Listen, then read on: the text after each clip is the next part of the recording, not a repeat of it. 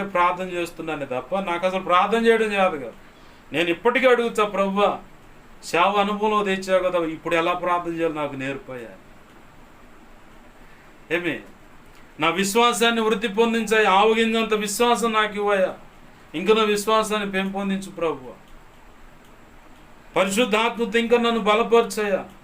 అనుదినం నూతన బలము, అభిషేకం, కృప, తలాంచులు, ఆత్మబలం, కృపాబలం, వాక్యబలం, లేఖన ప్రత్యక్షత, ఆత్మ ప్రత్యక్షత, పునరుద్ధాన శక్తి, నిత్య జీవం, రోజు రోజుకి రెట్టింపుగా. ఇంకా నువ్వు నీ చిత్తంలో ఏమో స్వస్థత, లేదంటే అనారోగ్య సమస్య స్వస్థత, లేదా సంపూర్ణమైన ఆరోగ్యం, దీర్ఘాయువు, నీ సంకల్పంలో నిర్ణయించిన ఆ పని మొత్తం సంపూర్తి చేసేంత వరకు కావలసిన ఆయుష్, ఆరోగ్యం, శక్తి, బలం, అభిషేకం అది నాకు ఇవ్వయ్యా. రోజు రోజుగా అది రెట్టింపు చేసి ఇవ్వు ప్రభు.